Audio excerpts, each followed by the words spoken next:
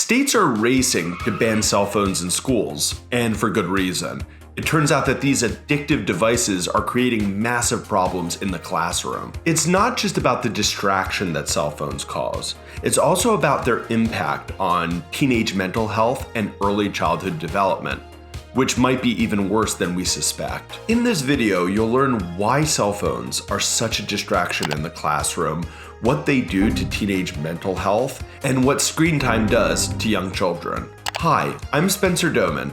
I have a master's degree in early childhood education, 15 years of experience in teaching, and I love my Siberian Husky a little too much. Welcome to Doman Learning. This is why banning cell phones in schools is a great idea.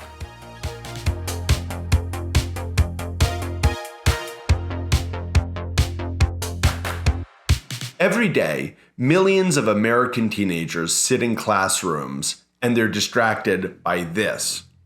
The issue is that cell phones don't just affect their ability to learn, they also impact their mental health. As of October 2024, 15 US states have created policies surrounding cell phone use in schools. Some states have started giving schools grants for lockable pouches for phones to be placed into, and other states have outright banned the use of phones in schools. The truth is, current school policies just aren't working. Surveys show that the vast majority of high school teachers see cell phones as a significant distraction.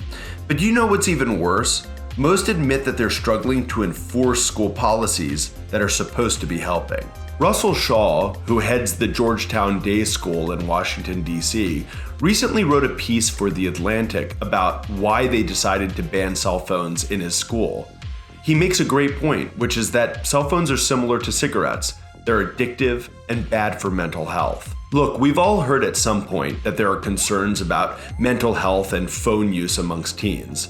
But this isn't just anecdotal. Here's the really scary part. Studies from 2021 reported that 42% of teens said they had feelings of sadness and hopelessness, almost double the number from just 10 years before that. The truth is, we can't ignore the correlation between increasing cell phone use and declining mental health. From 2015 to 2021, teenage cell phone use increased by nearly 30%. Look, these apps are meant to be addictive, and there's no oversight on their impact on teen mental health. Remember the Facebook whistleblower Frances Haugen? Her testimony showed that Facebook executives knew that their apps were harming teens, and they did nothing to stop it. Facebook's own research says, as these young women begin to consume this eating disorder content, they get more and more depressed, and it actually makes them use the app more. The studies she brought to light were done by Facebook's own researchers. These were the things they found. They found that Instagram made teenage girls feel worse about their bodies. They found that Instagram made their eating disorders worse.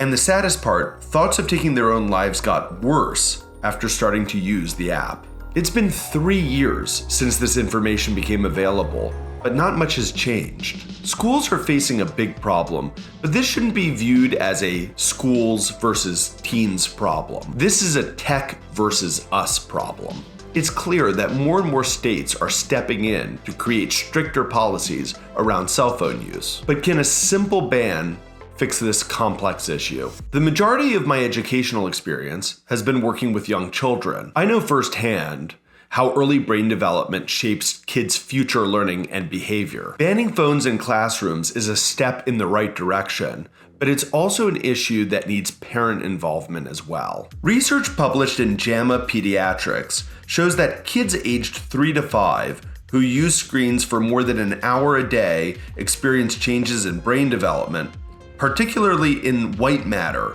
which is essential for reading, speech, and other cognitive skills. This is really concerning because for a lot of kids, they're exceeding that amount of screen time daily. Dr. John Hutton, the lead author of the study, explained that the first 5 years of brain development are essential, and especially the connections between neurons. Another study in JAMA found that children aged 1 to 3 years who spent more time on screens heard fewer adult words, spoke fewer words, and had less conversations with their parents. For the 3-year-olds, it was the worst. For every minute of additional screen time, They heard 7 fewer adult words. They spoke 5 fewer words and had 1 less conversation per day. As I've said over and over again, these early years are vital for brain development. Keep in mind that for preschool-age children, this research shows that even 1 hour of screen time a day can affect their brain health. We still have no idea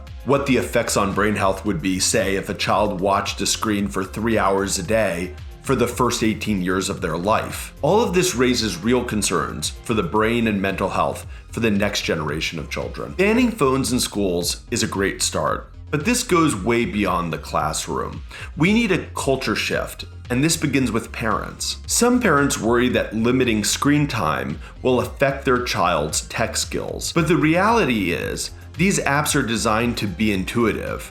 They're easy to use and meant to be addictive. True tech literacy, like coding and critical thinking, can and should be taught in structured learning environments without constant device exposure. My goal with this channel is to provide education literacy to people like you. I feel that in recent years, education has been pushed aside and it isn't discussed enough. If you feel the same way, or just like the video, like and subscribe. It really helps us create more videos like this. Look, every argument has a counter argument.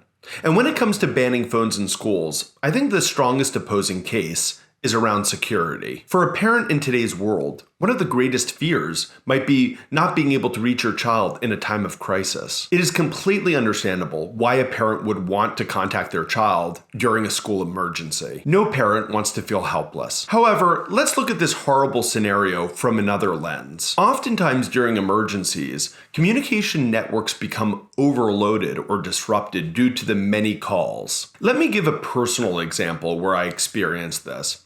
Once I was sitting at an intersection and I watched 2 cars collide right in front of me. I jumped out of the car and raced toward the car that had been hit to make sure everyone was okay. By the time I got to the car and saw everyone was doing fine, I picked up my phone and dialed 911. By the time I reached the 911 operator, they told me that they had already heard from at least 3 other callers. I'm telling you, it was only about 10 seconds until I made that call. Now, imagine 1,000 students all calling 911 at the same time. Also, during such a chaotic event, it's most important for children to be listening to and following the instructions of whoever is in charge and not glued to their phone. Lastly, schools have protocols in place to inform parents quickly of any emergencies that are happening. While the fear of an emergency is real, the truth is, these things don't happen every day. But do you know what does happen every day? The constant distraction of cell phones in the classroom